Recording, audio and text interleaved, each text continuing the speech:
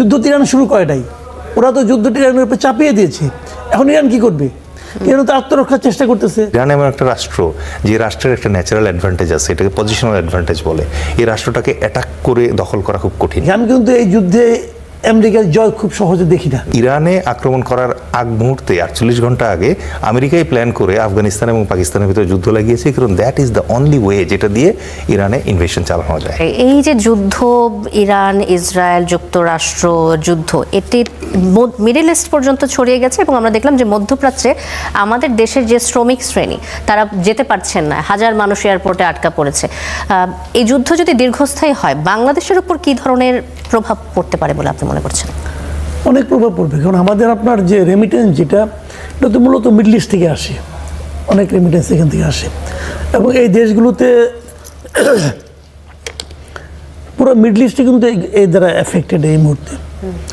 তো এখানে আমাদের দেখেন, এখানে অনেকগুলো ফ্লাইট কিন্তু বন্ধ হয়ে গেছে, বাতিল হয়ে গেছে। মানে যারা যাচ্ছিল, এরা তো নিয়মিত যাওয়া আসার মধ্যেই থাকে, যারা এসেছে তারা যেতে পারছে না এবং যারা ওখানে আছে তারাও হয়তো আসতে পারবে না। এদের মধ্যে আতঙ্ক কাজ করবে, টাকা পাঠাতে পারবে কীভাবে সেটা আমি বুঝতে পারি না। এগুলো একটু প্রভাব তো পড়বেই। আপনার হরমুজ প্রণালী বন্ধ হয়ে যাওয়ার কারণে তেলের প্রভাব পড়বে, যে এলএনজি যেটা আমরা কিনি সবসময় ওদের কাছ থেকে, এগুলো তো এখন তো একদম বন্ধ। কাতার তো তার তেলের এলএনজির উৎপাদনই বন্ধ করে দিয়েছে আপাতত। তো এইগুলি তেলের দাম বন্ধ হয়ে গেলে, এরই মধ্যে শুনলাম যে প্রায় নাকি 10% দাম বেড়ে গেছে ক্রুড অয়েলের দাম। তো এটা যদি আরও বাড়ে, আমাদের পক্ষে বহন করা কঠিন। আমি একটা হিসাব দেখলাম যে যদি আমাদের যা তেলের যে স্টক আছে আর কি এই মুহূর্তে, বোধহয় 2 সপ্তাহের মতো চলবে ম্যাক্সিমাম। হ্যাঁ, এরকম একটা ধারণা দিয়েছে 2 সপ্তাহের পরে 15 দিনের মতো স্টকে রয়েছে এবং 2 সপ্তাহের পরে কি আমরা বাড়তি দাম দিয়ে কিনতে পারবো? দাম না বাড়ার কথা বলা হয়েছে। এখন সে বিষয়ে আপনার মতামত শুনতে চাই, আসলে কি এটা ধরে রাখা সম্ভব কিনা? আমি সেটাই বলছি যে ওটা তো আসলে আমাদের পক্ষে কঠিন হবে। কিন্তু আবার তারপরেও একটা ব্যাপার হলো, আমাদের বাড়তি দামে কতদিন কিনতে হবে এটা তো কিছু জানি না আমরা। হ্যাঁ, যে কথাটা মাসুদুর রহমান সাহেব বললেন যে যুক্তরাষ্ট্র যখন মাঠে নামছে, তারা তো হিসেব করে, তারা তো বেজ্জতি হওয়ার জন্য নামে নাই, তাই না? তারা তো হিসেব করেই নামছে এবং এটা একটা টাফ জব। কিন্তু আমি বলি আপনাকে, এটা একটা অসম যুদ্ধ আসলে। আমি যদি শক্তিমত্তার দিক দিয়ে হিসেব করি, তাহলে ইরানের যে সামরিক শক্তি সেটা ইসরায়েলের চেয়েও কম।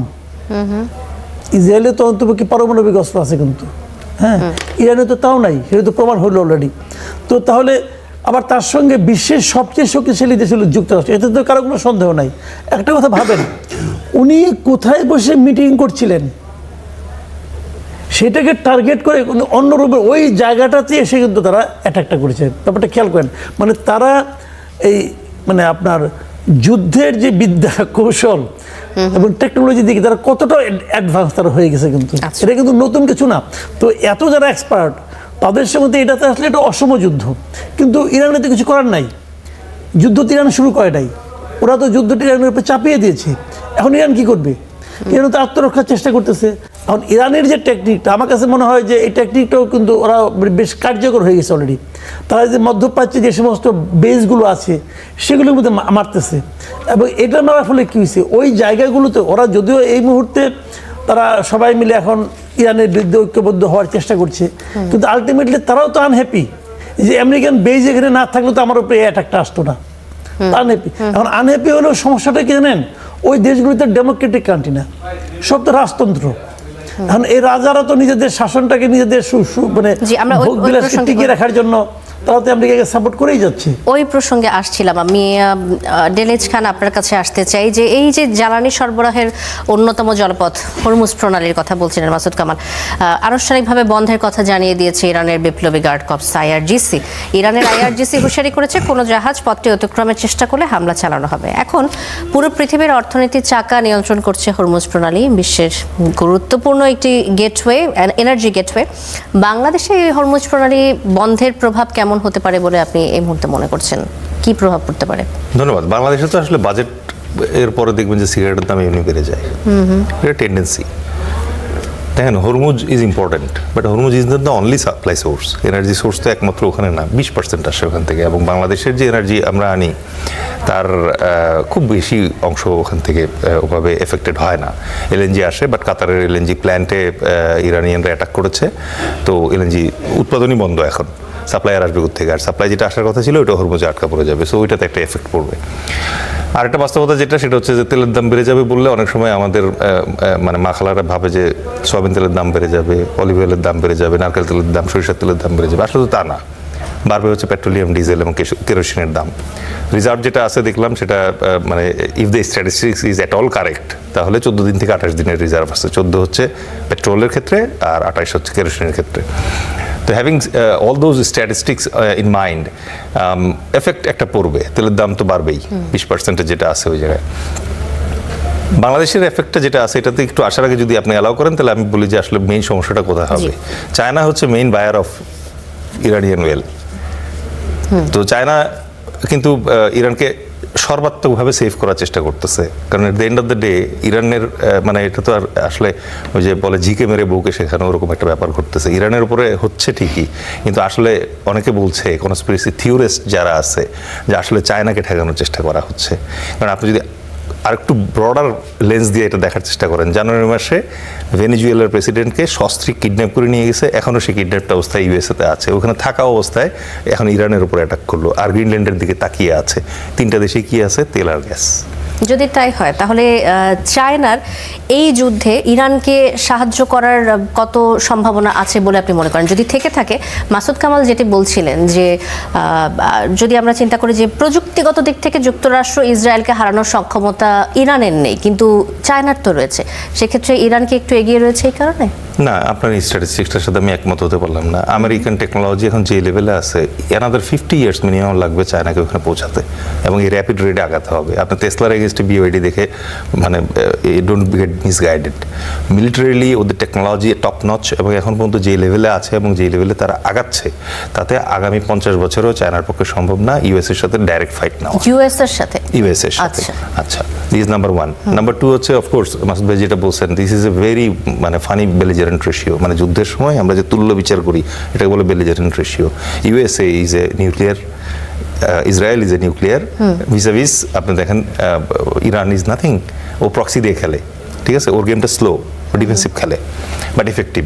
তো এখন এই জায়গাটাতে আপনি আপনার যে প্রশ্নটাতে ছিলেন সেটা হচ্ছে তেলের দামের প্রভাব বাংলাদেশে যেটা পড়বে। বাংলাদেশে অবশ্যই এটা তেলের দামের প্রভাব পড়বে, কারণ হচ্ছে এই মিথের বাইরে বাংলাদেশ যেতে পারবে না। This is number 1। নাম্বার 2 হচ্ছে বাংলাদেশের জ্বালানির যে মানে সোর্সগুলো আছে, অরিজিনগুলো আছে এবং সাপ্লাই চেইন রুটগুলো আছে, এগুলোর উপরেও এটার একটা কিউমুলেটিভ ইফেক্ট পড়বে। এখানে আপনি 3 ধরনের এফেক্ট দেখবেন, ripple effect, residual effect, butterfly effect. 3টা একসাথে এখানে পড়তেছে। পড়ার ফলে বাংলাদেশে যেটা হবে এটার এফেক্ট অবশ্যই পড়বে। বাট প্রশ্ন বরং যেটা করা উচিত, যুদ্ধ তো ইউক্রেনের সাথেও লাগছিল, যুদ্ধ পাকিস্তানের সাথে ইন্ডিয়ার লাগছে, যুদ্ধ এখন এখানে লাগলো হচ্ছে ইরানের সাথে আবার দ্বিতীয়বারের মতো। কাল পরশু আবার নতুন নতুন যুদ্ধ লাগবে। বাংলাদেশ আসলে এখান থেকে লেসন লার্ন কি নিচ্ছে, টেক ওয়ে কি? এই প্রসঙ্গে আসছিলাম আমি, তার আগে আমি আসলে অন্যান্য কিছু বিষয় নিয়ে আসতে চাই। ডেলেজ খান, আবারও নিশ্চয়ই আপনার ওই প্রসঙ্গে চলে আসবো। মাহফুজুর রহমান, আপনার কাছে আসতে চাই। যুক্তরাষ্ট্রের দীর্ঘদিনের ঘনিষ্ঠ বন্ধু মিত্র যুক্তরাজ্য, আমরা এর আগেও দেখেছি যে ইরাক ও আফগানিস্তান যুদ্ধের সময় যুক্তরাষ্ট্রের বাহিনীর সাথে যুক্তরাজ্য বিভিন্ন হামলায় শরিক হয়েছে, তবে এবার আসলে এমনটা দেখা যায়নি। আমি যদি আন্তর্জাতিক ইকুয়েশনগুলো, এই ধরনের যুদ্ধের ক্ষেত্রে রাজনৈতিক ইকুয়েশন এবং কোন দেশ কোন দেশের পাশে থাকে সেগুলোর কথা বলি, ফ্রান্স যুক্তরাষ্ট্রের পাশে থাকে, ইউকে আমরা দেখি যুক্তরাষ্ট্রের পাশে থাকতে, কানাডাও তাই হবে। আমার কাছে মনে হয় যে ইউরোপ হয়তো মধ্যস্থতার চেষ্টা করবে, কারণ চীনের মধ্যস্থতায় যুক্তরাষ্ট্র সাড়া দিবে না, রাশিয়ার মধ্যস্থতাতেও আপনার যুক্তরাষ্ট্র সাড়া দেবে না, একমাত্র ইউরোপের মধ্যস্থতায় যুক্তরাষ্ট্র সাড়া দিতে পারে। সুতরাং এখানে ইউরোপেরই একটা সম্ভাবনা আছে যদি এই যুদ্ধে একটা স্থিতাবস্থা নিয়ে আসার চেষ্টা করে। আর শত্রু মিত্র যদি বলেন তাহলে আমি বলবো যে কেউই ইরানের পক্ষে যাবে না। এখানে অবশ্যই চীনের স্বার্থে আঘাত লাগছে, রাশিয়ার স্বার্থেও কিছুটা আঘাত লাগছে, কিন্তু যুক্তরাষ্ট্রকে চ্যালেঞ্জ করে এরা কোনো পদক্ষেপ ইরানের পক্ষে প্রত্যক্ষভাবে নেবে না। এটা কি সাহসের দিক থেকে তারা পারবে না? এটা কৌশলগত কারণেই, যেমন উনি বললেন যে 50 বছর পিছিয়ে আছে চায়না, সো চায়না এখন চাইবে না কোনো ক্রমে যুক্তরাষ্ট্রের সঙ্গে ওই রকম কোনো সংঘাতে যেতে যেখানে তার মিলিটারি ইনভলভমেন্ট তৈরি, সরাসরি সংঘাতে যেতে। হ্যাঁ, ওই মিলিটারি ইনভলভমেন্টে সে যাবে না, 50 বছর পরে যাবে, যখন সামর্থ্য হবে তখন যাবে, এখন যাবে না। আচ্ছা, সো অন্যভাবে সমর্থন ইরানকে দিতে পারে, সমালোচনা করতে পারে যুক্তরাষ্ট্রের, এই সমস্ত করবে। কিন্তু আপনি দেখেন যুক্তরাষ্ট্র একসময় এই ধরনের কাজ যখন করতো তখন আন্তর্জাতিক সম্প্রদায়কে কাছে নিত, পরবর্তীতে তারা আন্তর্জাতিক সম্প্রদায়কে আর কাছে টানে নাই, তারা ন্যাটোকে বা ইউরোপিয়ান যারা তাদের মিত্র ছিল তাদেরকে কাছে টেনেছে। এইবার এই ক্ষেত্রে দীর্ঘদিন থেকে তারা মধ্যপ্রাচ্যে তাদের মিত্র নিশ্চিত করেছে। যখন মধ্যপ্রাচ্যে তাদের মিত্র নিশ্চিত হয়েছে, কারণ অধিকাংশ দেশের সঙ্গে ডিফেন্স অ্যারেঞ্জমেন্ট বা ডিফেন্স প্যাক্ট করে ফেলছে, তখনই কিন্তু এই গাজায় ইসরায়েল হামলা চালিয়েছে, ইরানে হামলা চালিয়েছে, লেবাননে হামলা চালিয়েছে, অর্থাৎ বাকি দেশগুলোকে অলরেডি নিউট্রালাইজ করে ফেলেছে অথবা তাদের পক্ষে নিয়ে এসছে। এইটা নিশ্চিত হওয়ার পরই এই আক্রমণটা শুরু করেছে। সুতরাং ওই যে আমরা একটা শব্দ ব্যবহার করি মেটিকুলাস, ইউএসের এই অ্যাটাক একেবারে মেটিকুলাস। আচ্ছা, মাহফুজুর রহমান আবারও নিশ্চয়ই আসবে। ডেলিজ খান, আপনি যে কথাটি বলতে চাচ্ছিলেন যে এই ধরনের যুদ্ধ যদি অনেক দিন স্থায়ী হয় তাহলে সেক্ষেত্রে বাংলাদেশের কি ধরনের প্রস্তুতি থাকা দরকার বলে আপনি মনে করছেন? প্রথমত ইরান এবং ইউএসএ এবং ইসরায়েলের যে যুদ্ধের ইয়েটা আছে এটা আসলে কখনো থামে নাই। ভাই যেটা বললেন গত 54 বছর ধরে 47 বছর ধরে এটা চলছে, চলমান যুদ্ধ। এটার মাঝখানে ইন্টেন্সিটি বাড়ে কমে, ঠিক আছে? সো একটা যুদ্ধে তো অনেক ধরনের ইয়ে থাকে। আমাদের বাংলায় একটা সমস্যা হয়ে গেছে কি, সবই যুদ্ধ বলি আমরা। ইংলিশে মজার মজার টার্ম আছে, campaign, then war, then battles, then engagements and small skirmishes. Bangla কিন্তু এগুলো সবই যুদ্ধ। তো এই মুহূর্তে আমরা যেটা দেখতে পারতেছি, এটা একটা ক্যাম্পেইন চলছে যেটার নাম হচ্ছে অপারেশন এপিক ফিউরি, যেটা একটা জয়েন্ট অপারেশন। সো এই জায়গাটায় এসে যুদ্ধ দীর্ঘায়িত হবে বলে আমার মনে হয় না। বাট ভেরি রিসেন্টলি ইউএসএ যখন ওদের all US citizens, contractors and বাকিদেরকে পুল করতেছে, তখন আবার আমি একটু ভয় পাচ্ছি যে তাইলে কি এখানে ওরা মানে ইরানকে টোটাল এলিমিনেশনের জন্য এবং অ্যানিহিলেশনের জন্য যাবে কিনা with the help of Saudi Arabia, Jordan and other countries. Specially Qatar তো অলরেডি বলছে যে Iran is going to pay severely because of attacking their LNG. So এই জায়গাটাতে এসে এখন সম্ভাবনা দুটোই রয়ে গেছে। একটা হচ্ছে আগামী 10-12 দিনের ভিতরে ইউএস যে এয়ারক্রাফট ক্যারিয়াররা আছে তারা আবার আটলান্টিকে ব্যাক করতে পারে, দিস অপশন 1। সেক্ষেত্রে যেটা হবে, ভাই যেটা বলছেন, কংগ্রেস যদি প্রেশার ক্রিয়েট করে, কংগ্রেস যদি রিয়েলি চ্যালেঞ্জ করে ট্রাম্পকে, বিকজ ট্রাম্পের এটা একটা লিমিটেশন আছে যে সে কংগ্রেসের পারমিশন নেয় নাই। 2 নম্বর হচ্ছে এখানে আমেরিকান আর্মি, ইউএস আর্মির জন্য ডেফিনিট কোনো মিলিটারি অবজেক্টিভ নাই। আর যদি প্রেশার ক্রিয়েট না করে তাহলে লম্বা হবে, তাহলে যুদ্ধ লম্বা আচ্ছা। হবে। আচ্ছা, যুদ্ধ যদি লম্বা হয় সেক্ষেত্রে আপনি যে এটা যেটা হবে, লো ইন্টেন্সিটি একটা কনফ্লিক্টে টার্ন নিতে যাচ্ছে। সেটা কি রকম? লো ইন্টেন্সিটি কনফ্লিক্টে যেটা হয় যে এখন প্রক্সি যুদ্ধগুলো চালাবে হচ্ছে ইরান, আর আমেরিকা যেটা করবে, গালফ ওয়ারের ক্ষেত্রে আমেরিকা যেটা করেছিল, বহুজাতিক বাহিনী এনে আগে বসিয়েছিল সৌদি আরবে, তারপর ওখান থেকে ডেজার্ট স্টর্ম, ডেজার্ট স্যাবের এবং ডেজার্ট শিল্ড পরিচালনা করেছে। এখন ওরা যেটা করছে, টেকনিকটা চেঞ্জ করেছে। আপনি দেখেন সৌদি আরব, লেবানন, সিরিয়া, কুয়েত, কাতার, ইরাক, বাহরাইন এবং আরব আমিরাত, এই কয়েকটা দেশে ওদের ক্যান্টনমেন্ট অলরেডি আছে। তার মানে তারা দীর্ঘদিন ধরে প্ল্যান করে ছোটো ছোটো ক্যান্টনমেন্ট করে ওই গালফ ওয়ার এরার যে টেকনিকটা আছে একটু শিফট করেছে। তার মানে তাদের boots on the ground already আছে, এবং ওরা যদি চায় তাহলে ইরানের এগেনস্ট ল্যান্ড ইনভেশন চালাইতেও পারে, সেই সক্ষমতাও তাদের মোটামুটি আছে। বাট চালাবে কিনা, that is a $1 billion question. Tehran বলছে যে সৌদি আরবের রাষ্ট্রীয় তেল শোধনাগার কোম্পানি আরামকোর স্থাপনায় চালানো হামলার নেপথ্যে ইসরায়েল রয়েছে। এই হামলার উদ্দেশ্য ছিল ইরানের আক্রমণের দায় থেকে মনোযোগ সরানো এবং আঞ্চলিক দেশগুলোকে বিভ্রান্ত করা। ইরান স্পষ্টভাবে বলছে যে তারা এসব অঞ্চলে আমেরিকান, ইসরায়েলি সম্পদ এবং স্থাপনাগুলোকে লক্ষ্যবস্তু করবে। ইতিমধ্যে অনেক জায়গায় আমরা দেখেছি যে হামলা হয়েছে। তবে আরামকোর স্থাপনা এখন পর্যন্ত ইরানি হামলার লক্ষ্যবস্তু হয়নি। এখন আপনি কি মনে করেন যে ইসরায়েল সৌদি আরবের রাষ্ট্রীয় তেল শোধনাগারে হামলা করে সৌদি আরবকেও সরাসরি যুদ্ধে আসলে অংশগ্রহণ করাতে প্ররোচিত করছে, এমনটা কি মনে করেন কিনা? সৌদি আরবের যুদ্ধে যুক্ত হওয়ার কোনো সম্ভাবনা আছে? পয়েন্ট অফ ভিউ থেকে তাদের ফ্রেন্ডশিপ অনেকদিন ধরে ছিল না। গত বছর গিয়ে চায়নার ইন্টারভেনশনে ওদের ব্রোকার্ড একটা পিস হয়েছে, এবং প্রথমবার তারা রাজি হয়েছে যে দূতাবাস খুলবে, এখনো খুলে নেই। সো আপনি যদি বলেন যে Iran and Saudi Arab tension, এই জায়গায় আমাদেরকে না ওই যে মুসলমান লেন্সটা সরাইতে হবে, তাহলে আপনি জিও পলিটিক্সটা ধরতে পারবেন। আমরা অনেক সময় ভাবি না যে আচ্ছা মুসলিম ভাই একজনের সাথে কেন হেল্প করতেছে না, ইরান একলা কেন যুদ্ধ করতেছে, why Iran is the only Muslim country in the world যে ইউএস এর এগেইনস্টে মনে করেন যে লড়তেছে। আর তো কেউ লড়ে না, সবাই তো ডলারের কাছে বিক্রি হয়ে গেছে, কারণ সবার হচ্ছে রিজার্ভ ডলারে। একমাত্র ইরানের যে রিজার্ভটা ছিল ডলারে এইটা জব্দ করে রেখে দিয়েছে ইউএসএ। তো এই জন্য এই জায়গাটাতে ডেফিনেটলি মানে সৌদি আরবকে ইরান এখন ড্র করতে চাইবে দুইটা কারণে। নাম্বার ওয়ান হচ্ছে সৌদি আরবে ইউএস অ্যাসেটস আছে। যখন ইরানের উপরে মানে ইউএস আক্রমণ করেছে তখন বিশ্বের যে কোনো জায়গায় US asset is a legitimate target for Iran. এটা যুদ্ধের নিয়ম অনুযায়ী, জেনেভা কনভেনশন অনুযায়ী, ঠিক আছে? Anywhere any US citizen is enemy to Iran now. Same goes for Iranian citizen to USA. So having said that, Saudi আরবে strong US base আছে, so এটাতে সে অ্যাটাক করতেই পারে, নাম্বার ওয়ান। নাম্বার টু হচ্ছে আপনি দেখবেন যে অলরেডি সৌদি আরব কিন্তু নিন্দা জানিয়েছে যে কেন আমার দেশে অ্যাটাক করা হচ্ছে, কারণটা সবাই জানে। কিন্তু বলা হচ্ছে যে ইসরায়েল আসলে অ্যাটাক করছে, ইরান নিজের দায় নিতে চাচ্ছে না। তাহলে এমন কি সম্ভব কিনা যে ইসরায়েল অ্যাটাক করে সেটি ইরানের উপর দায় চাপিয়ে দেওয়ার কোনো? অবশ্যই এটা ইরানের পক্ষে যুক্তরাষ্ট্রের স্থাপনাকে বা যুক্তরাষ্ট্রে গিয়ে হামলা করা তো অনেক কঠিন কাজ। তো এইগুলো হলো সফট টার্গেট। যদি অন্য কোনো কিছু না পায়, এমনকি ইসরায়েলকেও অ্যাটাক করতে না পারে, তখন সেই দেশগুলো, মুসলিম দেশগুলোকে অ্যাটাক করবে, মানে তার নেইবারিং কান্ট্রিগুলোকে অ্যাটাক করবে। আচ্ছা, মাহফুজুর রহমান, আবার আসবো। মাসুদ কামাল, ইরানে ইসরায়েল ও এর ঘনিষ্ঠ মিত্র যুক্তরাষ্ট্রের যৌথ হামলার জেরে দুবাইয়ে মার্কিন ঘাঁটি লক্ষ্য করে তেহরানের হামলা এবং বিমানবন্দর বন্ধ হয়ে যাওয়ায় সেখানে বসবাসরত ধনীরা বিপদে পড়েছেন। এখন বাংলাদেশের বেশ কিছু ধনীও রয়েছেন দুবাইয়ে এবং তারা অবস্থান করছেন সেখানে।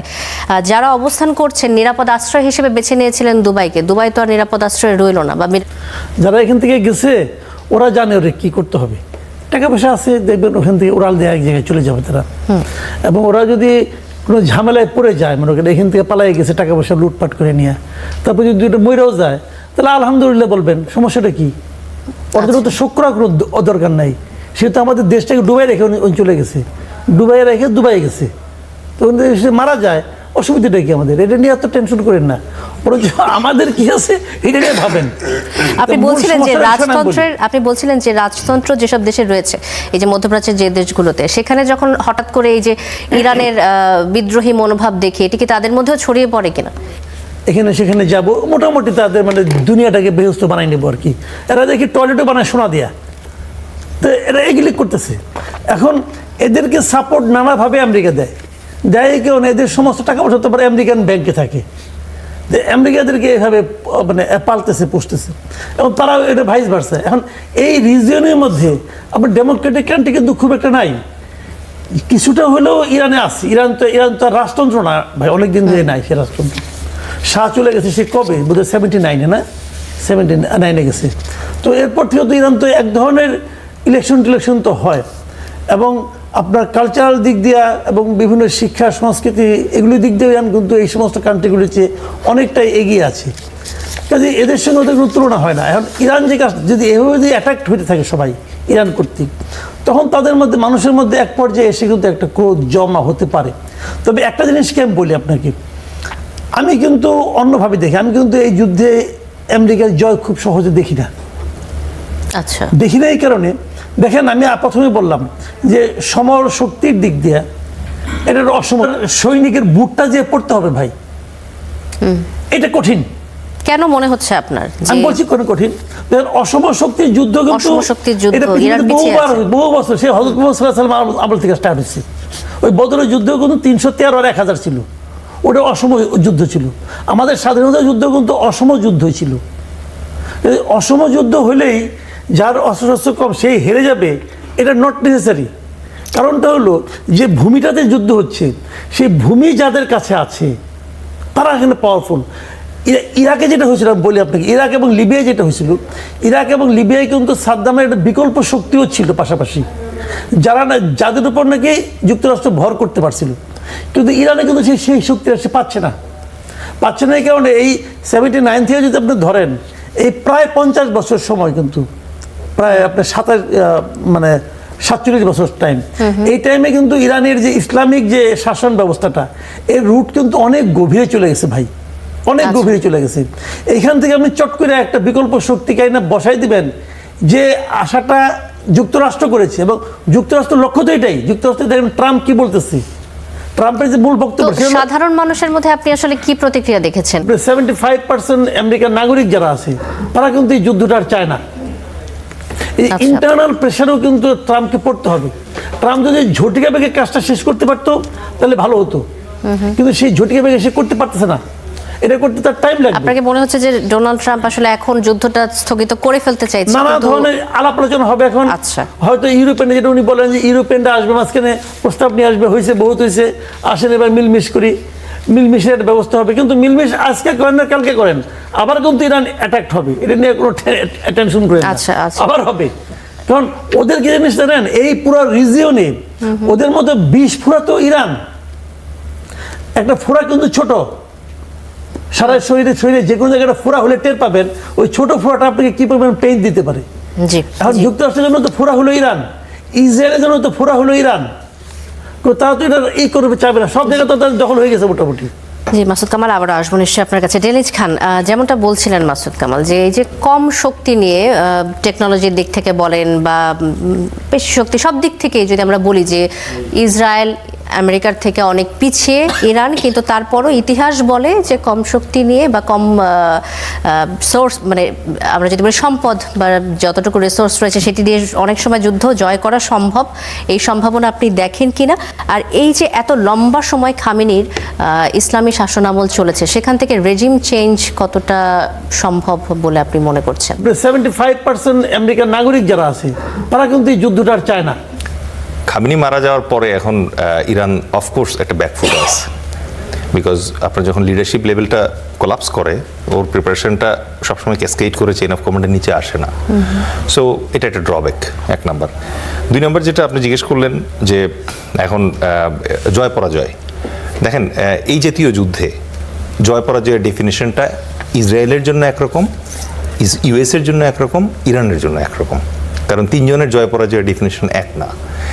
ইসরায়েলের জন্য জয় সেটা হবে যখন, এটা বোঝার জন্য আবার আপনি একটু ব্যাকগ্রাউন্ডে যেতে হবে, সেটা হচ্ছে ইসরায়েলের এগেইনস্টে আরব রাষ্ট্রগুলো 3 বার যুদ্ধ করেছে, আরব ইসরায়েল ওয়ার 1, 2, 3, কেউ বলে এর ভিতরে ইয়ম কিপ্পুর আছে, 6 দিনের যুদ্ধ আছে।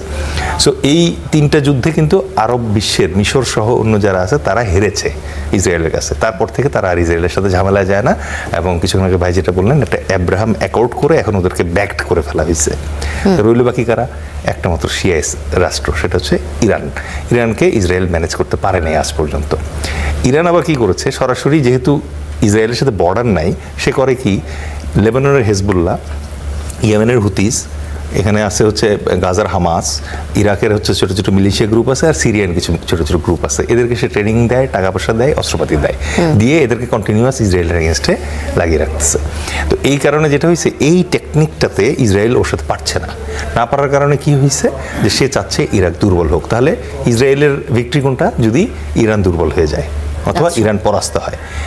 ইউএসের জন্য মানে ভিক্টরি পয়েন্ট কোনটা, সেটা হচ্ছে রেজিম চেঞ্জ, যেটা এখানে পাওয়া গেছে, কারণ that serves the purpose of Israel. শেষ এখানে, কারণ ইরানিয়ান যে তেল আছে, ওই তেলটা এই মুহূর্তে তার জন্য অতটা অপরিহার্য না।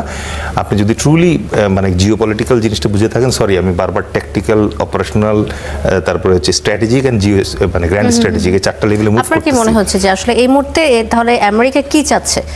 যদি আমেরিকার চাওয়া এটাই ছিল, regime change. Regime change, So, regime আর- চেঞ্জের মধ্যে দিয়ে তারা আসলে কি উদ্ধারের চেষ্টা করছে? ইরান থেকে কি আর কোনো পারপাস সার্ভ করার চেষ্টা করছে? তাদের মেইন পারপাস রাইট নাও সেটা হচ্ছে ইসরায়েলের পারপাসটা সার্ভ করা, এটা তারা বলছেও বিভিন্ন জায়গায়। বাট আপনি যদি আমেরিকান ট্রু ইন্টেনশনটা বোঝার চেষ্টা করেন, তাহলে আপনাকে স্ট্র্যাটেজিক লেভেল থেকে আরেকটু উপরে উঠতে হবে, গ্র্যান্ড স্ট্র্যাটেজিক লেভেলে যাওয়া লাগবে। আপনি অবশ্যই জানেন যে আমেরিকার কিন্তু তেলের কমতি নাই, ভেনেজুয়েলার তেলও সে পেয়ে গেছে, ভেনেজুয়েলার রিজার্ভ হচ্ছে 300 ট্রিলিয়ন। সো এই মুহূর্তে তার তেলের হাঙ্গার নাই, তাহলে কিসের জন্য সে ওয়েট করছে? সে বেসিক্যালি এই মুহূর্তে রেয়ার আর্থ ম্যাটেরিয়ালের শর্টেজে আছে, যেটা চীনের বেশি আছে। সো তাকে যে কোনোভাবে হোক চীনকে আর একটু উইকার রাখতে হবে before he gets another source of rare earth material. ওটা বাদ দিলাম। Now coming back to the point you asked, যে ইরানের জন্য আসলে বল গেমটা কি হতে যাচ্ছে। না, আপনি অন্য কিছু যোগ করতে চাইলে সেটাও করতে পারেন, আলোচনার মধ্যে চলে আসতে পারে নিশ্চয়ই। অফকোর্স। তো ওই জন্য আমি এটা ক্যাসকেড করে এবার ইরানের পয়েন্ট অফ ভিউ থেকে আসি। ইরানের পয়েন্ট অফ ভিউ থেকে ভিক্টরিটা কীরকম দেখাবে, বিজয়টা কেমন দেখাবে? ইরানের পয়েন্ট অফ ভিউ থেকে ইরান এখন আসলে দেয়ালে পিঠ থেকে গেছে। ওর একটাই অপশন অবশিষ্ট ছিল, সেটা হচ্ছে আমেরিকা যেন তাকে অ্যাটাক না করে। মানে সবচেয়ে এখানে মানে পরিহাসের বিষয় যেটা, সেটা হচ্ছে যখন মোসাদ্দেক গভর্নমেন্টের ফল হলো এবং শাহ রেজা পেহলেভি যখন ক্ষমতায় আসলো ব্যাক ইন 1979, তখন কিন্তু এই আমেরিকাই শাহ রেজা পেহলেভিকে প্রথম এই নিউক্লিয়ার প্রোগ্রামের উপকরণগুলো গিফট করেছিল, গিফট করে বলেছিল যে তুমি এনরিচ করো। এবং তখন কিন্তু পাকিস্তান, ইন্ডিয়া এবং ইসরায়েল এই তিনটা দেশও একই সাথে এনরিচ করতেছিল। বাট এখন এসে দেখেন সেই আমেরিকা এখন তার কাছ থেকে এটা আবার মানে ধ্বংস করে দিতে চাচ্ছে। তো এই জায়গাটায় এখন ইরানের জন্য যেটা বাস্তবতা, সেটা হচ্ছে আপনি এক ছোট্ট 40 কিলো গাজা স্ট্রিপ পুরো ধ্বংস করতে পারেন নাই। আর ইরান এমন একটা রাষ্ট্র, যে রাষ্ট্রের একটা ন্যাচারাল অ্যাডভান্টেজ আছে, এটাকে পজিশনাল অ্যাডভান্টেজ বলে। এই রাষ্ট্রটাকে অ্যাটাক করে দখল করা খুব কঠিন। এরকম অ্যাডভান্টেজ পৃথিবীর আর কয়েকটা দেশের আছে, একটা হচ্ছে সুইজারল্যান্ড, একটা হচ্ছে আফগানিস্তান, আর একটা হচ্ছে বাংলাদেশ। বাংলাদেশে বর্ষাকালে পৃথিবীর কোনো আর্মি এসে পরাস্ত করতে পারে নাই আজ পর্যন্ত, ভবিষ্যতেও পারবে না। তো এই ন্যাচারাল অ্যাডভান্টেজটা থাকার কারণে ইরাকে যেরকম মনে করেন যে আমেরিকান আর্মি হরহর করে ঢুকে গিয়েছিল অপারেশন ডেজার্ট সেভেট দিয়ে, ইরানের ক্ষেত্রে এটা ভয় পায়। এবং ইরানের ক্ষেত্রে ভয় পাওয়ার কারণে অনেকে বলে যে ইরানে আক্রমণ করার আগ মুহূর্তে 48 ঘন্টা আগে আমেরিকাই প্ল্যান করে আফগানিস্তান এবং পাকিস্তানের ভিতরে যুদ্ধ লাগিয়েছে, কারণ that is the only way যেটা দিয়ে ইরানে ইনভেশন চালানো যায়। আচ্ছা আচ্ছা। So they are very small little interesting tricks and twist, যেটা আসলে মানে বুঝলে পরে ইরানের প্রবলেমটা বুঝা যায়। আচ্ছা ডেলেজ খান, আবার আসবো নিশ্চয়ই আপনার কাছে। মাহফুজুর রহমান, আপনিও কি এটার সাথে একমত কিনা যে আমেরিকা আসলে এদিকে যেতে চাচ্ছে নাকি চাচ্ছে না? আপনার কি মনে হচ্ছে? উনি যেটা বলছিলেন ডেলেজ খান, যে আফগানিস্তান এবং পাকিস্তানের মধ্যে যুদ্ধ দিয়ে তারপরে তারা এই ইরানের যুদ্ধের শুরুটা করলো, এমনটা মনে করছেন কিনা? না, অতটা আমি মনে করি না। বরঞ্চ আমি যেটা আগে বলেছিলাম যে মধ্যপ্রাচ্যের অন্যান্য দেশ, আরব দেশগুলোর সঙ্গে যখন যুক্তরাষ্ট্রের চুক্তি এবং আন্ডারস্ট্যান্ডিংটা কমপ্লিট হয়ে গেছে, তারপরেই যুক্তরাষ্ট্র মনে করেছে যে এখন এটা হলো অপরচুন মোমেন্ট ইরানকে বশীভূত করার জন্য।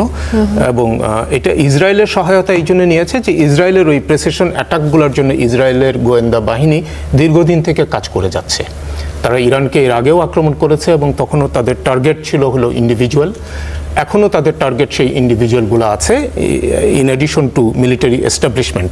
আমরা এখানে যেটা আলোচনা করছি যে অসম যুদ্ধে বহু সময় ইভেন যুক্তরাষ্ট্রও আপনার জয়ী হতে পারে না, এরকম অনেক এক্সাম্পল আছে। 20 বছর আফগানিস্তানে থেকেও তাদেরকে খালি হাতে, শূন্য হাতে ফেরত যেতে হয়েছে। তো যুক্তরাষ্ট্র দেখি না, যুক্তরাষ্ট্রে কংগ্রেস জনমত। আচ্ছা, যুক্তরাষ্ট্রে কারণটা কি বলে আপনি মনে করছেন? কারণ হলো ইরান, মানে আমি বাংলাদেশ বা এই মুসলিম দেশগুলোকে যদি বাদ দিই, তাহলে বাইরের পৃথিবীতে ইরান কোনো গুডউইল তৈরি করতে পারে নাই, তার আচার আচরণ কোনোভাবে গুডউইল তৈরি করতে পারে নাই। বরঞ্চ প্রবাসী ইরানি যারা বিভিন্ন দেশে ছড়িয়ে ছিটিয়ে আছে, তারা প্রত্যেকেই এই রেজিমের বিরোধী। তো বিরোধী হওয়ার কারণে বিভিন্ন দেশের ক্যাপিটালে আপনি যদি আজকেও চিন্তা করেন, যদি ইরানের সমালোচনা, যুক্তরাষ্ট্রের আক্রমণের সমালোচনা করে কোনো সমাবেশ হয়, তার চাইতে বড় সমাবেশ আমার ধারণা ইরানি সরকারের বিরুদ্ধে সম্ভব, এবং সেগুলো ইরানি জাতিগোষ্ঠী দিয়ে সম্ভব করা, এবং সেরকম হওয়ারও সম্ভাবনা আছে। আর সাধারণ মানুষের মধ্যে এটা নিয়ে কোনো সংশয় নেই যে খামেনির যে শাসন, সেটি সমাপ্তি হওয়ার মধ্য দিয়ে তাদের ভালো নিহিত। না, এখনো হয়তো নাই, তার পতন হতে পারে, এটা অস্বাভাবিক কিছু না, হয়তো সময় লাগবে।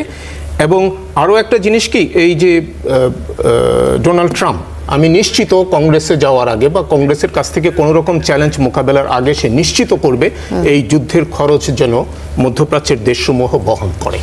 আচ্ছা, সেইটা একটা ইউএস এর জন্য একটা বিশাল রিলিফ হবে, এবং কংগ্রেসের কাছে জাস্টিফিকেশন তৈরি করার জন্য ডোনাল্ড ট্রাম্পের জন্য যথেষ্ট জাস্টিফিকেশন তৈরি হবে। আরও একটা জিনিস খেয়াল করেন যে টেকনিক, যে সবসময় তারা যুদ্ধের ব্যয় বহন করার জন্য যে যাদের সাথে যুদ্ধ করা হয় সেদিকে ঠেলে দেওয়া হয়, বা এরকম কিছু? না, সব ক্ষেত্রে পারে নাই, কিন্তু এইখানে যেহেতু আরব দেশগুলো টাকা আছে, সুতরাং এটা খুব সহজ।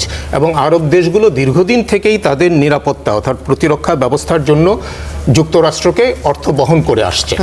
এবং এখন দেখেন, যেহেতু ইরান আপনার এই মিডল ইস্টের কান্ট্রিগুলোকে অ্যাটাক করেছে, সো যদি যুক্তরাষ্ট্র চলে যায়, এই আরব দেশগুলো কি করবে? তারা কি ইসরায়েলের কাছে গিয়ে আত্মসমর্পণ করবে যে তোমরা আমাকে এখন বাঁচাও? সুতরাং এই আরব দেশগুলো এখন চাইবে যে যুক্তরাষ্ট্র থাকুক এবং ইরানের একটা চূড়ান্ত ফয়সালা করে তারপরে ফেরত যাক। না হলে চলে যাওয়ার পরে ইরান তো তখন আরব দেশগুলোকে ধরবে। আচ্ছা, তখন তো ছেড়ে দিবে না। যদি ইরানের এই রেজিম টিকে থাকতে পারে এবং টিকে যায়, তাহলে তো তাই করবে। চীনের পররাষ্ট্র মন্ত্রণালয় ইরানকে অস্ত্র সরবরাহ বা সামরিকভাবে সাহায্য করার কথা অস্বীকার করেছে। চীন কি শুধু রাজনৈতিক অনৈতিক সমর্থন দিচ্ছে ইরানকে, নাকি আরো কোনোভাবে সমর্থন দিয়ে আসছে? আপনি বলছিলেন যে বেশিরভাগ দেশই আসলে ইরানকে সমর্থন করছে না, সেক্ষেত্রে চীন রাশিয়ার অবস্থান কেমন বলে আপনি মনে না, করছেন? চীন এবং রাশিয়া ইরানকে সহায়তা করতে পারে, একেবারেই পারে না তা না, বাট সরাসরি যুদ্ধে কোনোভাবে যুক্ত হবে না। বরঞ্চ এখন যে অবস্থান তারা নিয়েছে যে তারা আহ্বান জানাবে যাতে এই যুদ্ধ একটা পরিসমাপ্তি হয়। আচ্ছা, কিন্তু তলে তলে তারা কোনো না কোনো রকমভাবে মাইনর সহযোগিতা, সেটা যদি সামর্থ্যের মধ্যে কুলায় তারা সেটা করতে পারে। কিন্তু আপনি ক্যাপাসিটিও দেখবেন, রাশিয়ার কিন্তু ক্যাপাসিটি অনেকাংশ কমে গেছে, কারণ সে নিজেই ইউক্রেনের সঙ্গে যুদ্ধে যুক্ত। সে নতুন আরেকটা ফ্রন্টে যুক্ত হওয়ার কোনো আগ্রহ তার আছে বলে আমার মনে হয় না। আমেরিকা, ইসরায়েল, তারা আসলে কতগুলো দেশের সাথে সামনে থেকে বা পেছন থেকে কোনোভাবে উৎসাহ দিয়ে হোক, যেভাবে হোক, এভাবে যুদ্ধ করতে প্রস্তুত? মানে কতগুলো দেশের সাথে তারা এই যুদ্ধগুলো চালিয়ে যেতে পারে বলে আপনি মনে করেন? সারা জীবন যুদ্ধ করবে, সারা জীবনই যুদ্ধ করবে, যতক্ষণ পর্যন্ত না যুক্তরাষ্ট্রের এখন যে অবস্থান আছে সেই অবস্থান থেকে তার পতন না হয়। অর্থাৎ আমরা যে বলি যে মিলিটারি স্ট্রেংথ অনুযায়ী যুক্তরাষ্ট্র এখন 1 নম্বর দেশ, সেখান থেকে যদি তার পতন না হয়, স্খলন না হয়, ততক্ষণ পর্যন্ত সেটা বজায় রাখার জন্য সে যুদ্ধ চালিয়ে যাবে। জি, ধন্যবাদ। মাসুদ কামাল, একটু ভিন্ন প্রসঙ্গে আসি। জাতীয় সংসদের ডেপুটি স্পিকার পদ বিরোধী দল জামাতে ইসলামীকে দিতে চায় বিএনপি, তবে জুলাই জাতীয় সনদের বাস্তবায়ন ছাড়া তারা পদটা নিতে চায় না। জামাত নেতারা বলছেন যে গণভোটের ফল অনুযায়ী, একটু অন্য প্রসঙ্গে চলে আসলাম, আন্তর্জাতিক প্রসঙ্গ থেকে সরে, গণভোটের ফল অনুযায়ী সংবিধান সংস্কারের নিশ্চয়তা পেলে ডেপুটি স্পিকার পদ নিতে চায়। গত শনিবার আমরা দেখলাম যে ইফতার মাহফিলে এই যে চা চক্রে বিএনপির চেয়ারম্যান ও প্রধানমন্ত্রী তারেক রহমান এই মনোভাব জানিয়েছেন। জামাতের এমন দাবি, মানে এমন মনোভাব জানিয়েছেন বিরোধী দলীয় নেতা ডাক্তার শফিকুর রহমান। এই যে জামাতের যে এমন দাবি করেছে, এই দাবি কি বিএনপি আসলে মানতে পারবে বলে আপনি মনে করেন? এই দল থেকে একজন ডেপুটি স্পিকার হবে, তাহলে সেক্ষেত্রে আগে সনদটা মানবে, এই বাস্তবায়ন হবে, তারপরে তারা ডেপুটি স্পিকার হবে। ওকে, যদি এটা হতে হয় তাহলে জুলাই সনদ বাস্তবায়নটা কি করবে? কি করবে? সংবিধান সংস্কার পরিষদ। এই তো সংবিধান সংস্কার পরিষদে তো বিএনপি শপথ নেয় নাই। তো বিএনপি যে কাজটা করে নাই, তারা তো বুঝে শুনেই করে নাই। তারা মনে করেছে আমরা এটা করবো না। তারা সিদ্ধান্ত নিয়েছে যে আমরা সংবিধান সংস্কার পরিষদের মেম্বার হিসেবে শপথ করবো না, তারা সদস্য না, কারণ তারা বলছে যে এটা সংবিধানে নাই, জি। অতএব আমি করবো না। এখন যে জিনিসটা সংবিধানে নাই বলে বিএনপি বলেছে, বা এটা লজিকটা যেটা কিন্তু আমি আলাপ করতেছি না, আমি খালি জাস্ট এই কথাটা বলতেছি যে বিএনপি বলেছে আমি এখানে শপথ করবো না, আমি করি নাই, তাহলে জুলাই সনদ বাস্তবায়ন কে করবে? সংবিধান সংস্কার পরিষদই তো নাই, যেটা নাকি জামাত শপথ দিছে, কিন্তু বিএনপি তো নেয় নাই। তো ওই 60 জন দিয়ে কি এটা পাশ করবে? ওই 80 জন দিয়ে কি পাশ করবেন আপনি? তত পারবেন না। তাহলে আপনাকে তো বিএনপির সাপোর্ট লাগবে, বিএনপি তো এখানে নাই। আর বিএনপি কি বলবে? আপনার কি মনে হচ্ছে যে বিএনপি আমি এটা সংবিধানে পাশ করব? এটা কি আসলে বাদ হয়ে যাবে বলে না, আমি বলছি আপনাকে, আমি আপনাকে ধারাবাহিকতাটা বলি। আর বিএনপি বলতেছে এটা আমি সংবিধানে পাশ, সংসদে পাশ করব। জুলাই সনদে যে ধারাগুলি আছে এগুলো আমি সংসদে পাশ করবো। এখন যদি আপনি সংসদে পাশ করতে যান, তাহলে সংসদে প্রথম কাজ তো স্পিকার এবং ডেপুটি স্পিকার নিয়োগ করা। তো কিভাবে হবে? এমন তো বলতে পারবে না। বিএনপি জুলাই সনদ নিয়ে এক ধরনের ডুয়েল গেম খেলছে, এমন বলেছে আসিফ আমি মাহমুদ। বলি আপনাকে, শুনেন, ত্রয়োদশ জাতীয় সংসদ নির্বাচনের 2 দিন আগে তৎকালীন প্রধান উপদেষ্টা ডক্টর মোহাম্মদ ইউনূসকে ভিভিআইপি হিসেবে ঘোষণা করে অন্তর্বর্তী সরকার, এবং দায়িত্ব হস্তান্তরের তারিখ থেকে 1 বছরের জন্য এই মর্যাদা দেওয়া হয়, তাকে প্রজ্ঞাপন উল্লেখ করা হয়। আমরা দেখলাম যে এই মর্যাদার ফলে ডক্টর মোহাম্মদ ইউনূসের জন্য স্পেশাল সিকিউরিটি ফোর্সের SSF এর কঠোর নিরাপত্তা বেষ্টনীতে থাকবেন। এই বিষয়টিকে আপনি কিভাবে দেখছেন? এটাকে খারাপভাবে দেখি। এটা আমি ডক্টর ইউনূসের একান্ত নিজস্ব স্বার্থপরতার একটা চরম বহিঃপ্রকাশ হিসেবে দেখি। আমি আপনাকে কাউন্টটা বলছি, এই ধরনের আইন কিন্তু ছিল একটা 2006 সালের অক্টোবরে একটা আইন হয়েছিল। সেই আইনটা হলো SSF এর আইন আর কি। ওরা হলো যে তারা 4 জন লোককে দায়িত্ব শেষ হয়ে যাওয়ার পরেও 3 মাস ভিআইপি দিবে, প্রোটোকল দিবে।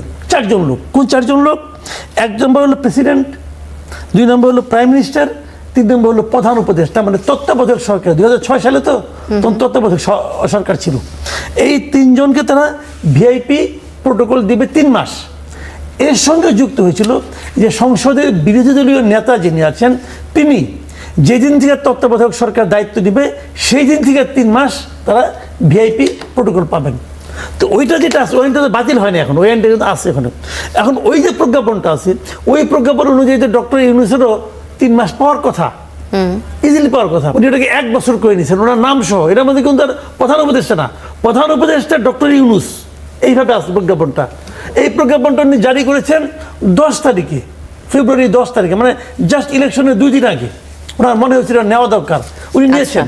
আমার কথা হলো কি, আপনি নেন ভাই, 1 বছর নেবেন, 5 বছর নেবেন, আমৃত্যু নেন, অসুবিধা নাই। মানে এটা ইচ্ছাকৃতভাবে করেছেন। নিতেন আচ্ছা। আপনি প্রাইম মিনিস্টারের জন্য নিতেন, প্রেসিডেন্টের জন্য নিতেন। তাহলে আপনি এর ধারাবাহিকতায় ছোট্ট করে শুনতে চাই যে এর ধারাবাহিকতায় কি এর পরেও আমরা দেখব যে এই এসএসএফ এর যে সুবিধা, এই সুবিধা, নিরাপত্তা সুবিধা অন্যান্য নেতারাও পাবেন? কেন পাবেন? আমি তো আবার বললাম প্রজ্ঞাপনটা হচ্ছে ওনার নামে। প্রধান উপদেষ্টা ডক্টর মোহাম্মদ ইউনূস পাবেন, আর কেউ না। আচ্ছা। আর যদি আরেকজন প্রধান উপদেষ্টা তার নাম ডক্টর মোহাম্মদ ইউনূস হয় তখন আপনি চিন্তা করে দেখতে পারেন। এছাড়া তো কোনো চান্স আমি দেখি না। মানে উনি এতটাই স্বার্থপর, খালি নিজের বুঝতে বুঝে, একটা লোক যে নিজের বুঝ এত বুঝতে পারে, এটা এই লোকটা না দেখলে আমি বুঝতাম না ভাই। জি, প্রার্থী কিন্তু জাতীয় সংসদের সদস্য হবে এইভাবে জনগণের কাছ থেকে ভোট চেয়েছেন এবং জনগণও সেইভাবে ভোট দিয়েছে। এখন এই ভোট দেওয়ার পরে আপনি আরেকটা কমিশন নিজে থেকে ফর্ম করে ওইটার মেম্বার হইতে পারেন কিনা বা শপথ নিতে পারেন কিনা, কারণ আমি তো আপনাকে ওই ম্যান্ডেট দিই নাই। আমাকে তো কেউ বলেও নাই যে আমাকে ভোট দেন যাতে আমি সংবিধান সংস্কার কমিশনের সদস্য হইতে পারি। আচ্ছা। সুতরাং এইটা আমার মনে হয় লিগ্যাল একটা কোয়েশ্চেন। যুক্তরাষ্ট্রের পররাষ্ট্র দপ্তরের শেষ খবর পাওয়া পর্যন্ত ইরানের 787 জনের মতো মানুষ মারা গেছে, হতাহতের ঘটনা ঘটেছে অনেক বেশি, এবং সেই সাথে অনেক ভবন ধসে পড়েছে, অনেক ক্ষয়ক্ষতির পরিমাণও অনেক বেশি। এখন কোন বিশ্লেষক আসলে বলছেন যে আয়াতুল্লাহ আলী খামেনিকে হত্যা আক্রমণ করা, এই মুহূর্তে কি মনে হচ্ছে যে যুক্তরাষ্ট্র ইসরায়েল কোন পথে হাঁটবে, কোন দিকে আগাচ্ছে তাদের যুদ্ধের পরিকল্পনা? ধন্যবাদ। যুক্তরাষ্ট্রের ক্ষেত্রে আয়াতুল্লাহ খামেনির মৃত্যু, আপনি যদি এটাকে একটা ভিক্টরি সাইন হিসেবে ধরতে চান, ইউ ক্যান, বিকজ যুক্তরাষ্ট্র এর আগে লিবিয়ার মোহাম্মদ গাদ্দাফিকে এভাবে হত্যা করেছিল এবং লিবিয়া কোলাপস করেছে। এরপরে একই রকম ঘটনা ঘটেছিল গালফ ওয়ারের সময়, যখন ইরাকে প্রেসিডেন্ট সাদ্দাম হুসাইন একই ধরনের সমস্যায় মানে পড়েছিলেন এবং তাকে কিন্তু ইরাকের আদালতের মাধ্যমে ফাঁসিতে চড়িয়ে হত্যা করা হয়েছে।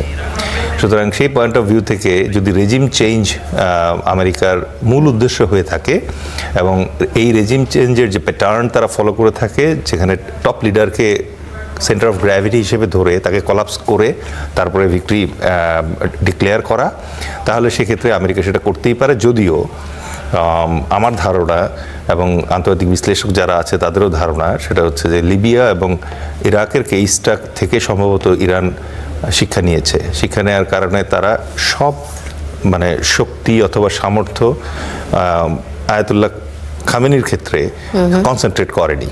আচ্ছা। এবং এক্ষেত্রে যেটা হয়েছে, খামেনির মৃত্যুর পর সঙ্গে সঙ্গে নেক্সট লেয়ার অফ লিডারশিপ উঠে আসছে এবং এটা সম্ভব। চেইন অফ কমান্ডে তারা ব্রেক হতে দেয়নি, একজনের পর একজন তারা নতুন করে দায়িত্ব নিয়ে এই যুদ্ধ চালিয়ে যেতে পারে সেই সক্ষমতা রাখার ব্যবস্থা। এই বাগদাদ বেসিক্যালি পার্সিয়ার আন্ডার একটা সার্টেন টাইম পর্যন্ত ছিল, আনটিল এই চেঙ্গিসরা এটা দখল করে মঙ্গলরা। তো এই জায়গাটাতে যেটা লক্ষণীয় বিষয় সেটা হচ্ছে পার্সিয়ান এম্পায়ারটা যেভাবে গড়ে উঠছে। আপনি যদি একেবারে শুরু থেকে ধরেন সাইরাস দি গ্রেট থেকে, তারপরে এসে তারা আলেকজান্ডারকে ফেস করছে, আলেকজান্ডারের ইনভেশনের পরে তারা এসে ফেস করছে অটোমানদের যে ইনভেশন আছে সেটা, তারপরে মঙ্গলদের ইনভেশন তারা ফেস করেছে, তারা ইসলামের যে ইয়েটা আছে, যেমন আমরা সোহরাব রুস্তমের গল্প শুনি, এটা কিন্তু সেই সময়কার মানে কাহিনী।